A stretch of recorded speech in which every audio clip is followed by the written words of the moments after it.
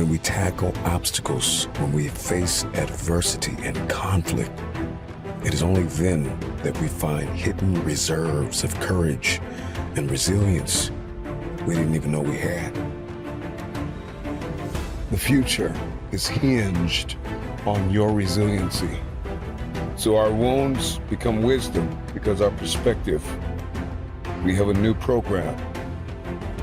It's called resiliency. What can I accomplish in the rain? Who can I become in the rain? What can I build?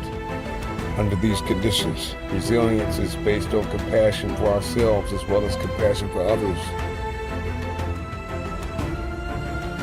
So I need you to realize that there will be bad days. There will be times that you feel like you have no earthly idea what your teacher or professor is talking about. But what you will never ever do is throw a pity party. What you will never ever do is tap out. What you will never ever do is concede and throw in the towel. And if everything you listen to goes over your head, you are going to miss your moment and stay living in the midst of the madness. The madness of impossibility, the lie. Somebody lied to you and told you that it was impossible. Because understanding the power and the difference between what is impossible and what is possible, it all comes back to your perspective and your capacity. See, your life is one big sum average of the thoughts that you consistently hold in your mind. Your actions, your outcomes, your life is just one great mirror reflecting back to the world what you're thinking on the inside.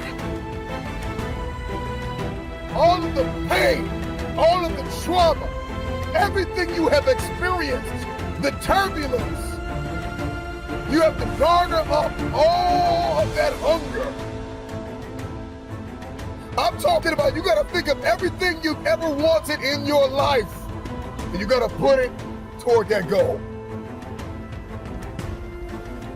And there are things that you have been called to do that no one on earth has ever done.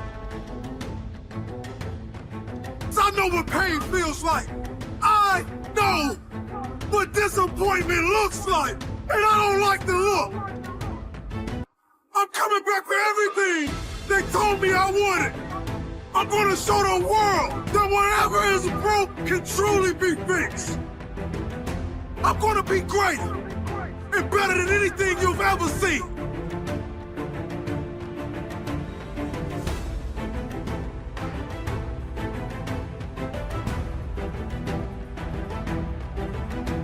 Make a commitment to pay the price for change.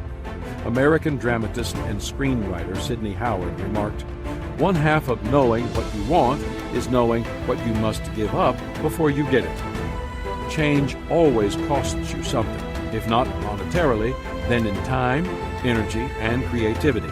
In fact, if change doesn't cost you anything, then it isn't real change. As you consider how to make the changes needed to improve and grow, it is important to measure the cost of change compared to the cost of the status quo.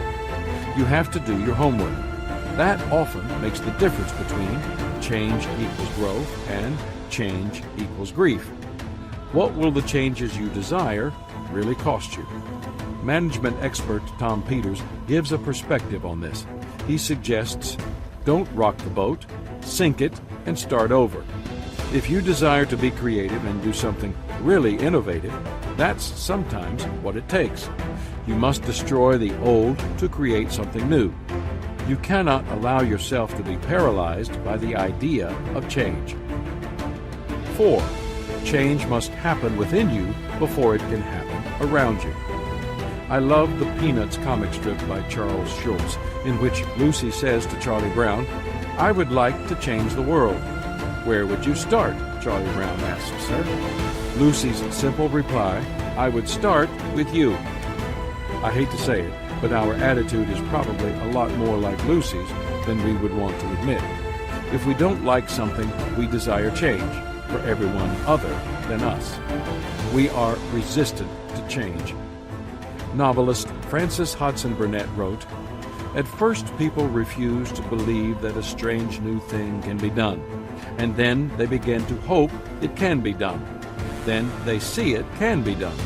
Then it is done, and all the world wonders why it was not done centuries ago. Artist Andy Warhol observed, "They always say that time changes things, but you actually have to change them yourself." The truth is that any change that occurs in the world always begins first with change within an individual. That's why playwright George Bernard Shaw said, "Progress is impossible without change, and those who cannot change their minds cannot change anything."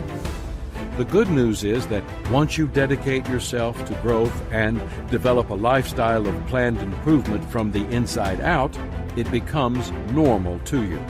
And you notice when you're not making the progress you have come to expect. It is said that pianist Arthur Rubinstein refused to listen to recordings made of songs he had played. Even only a few months after he completed them, he was dissatisfied with the playing he heard. Why? Because he had grown and changed, but the recordings had not.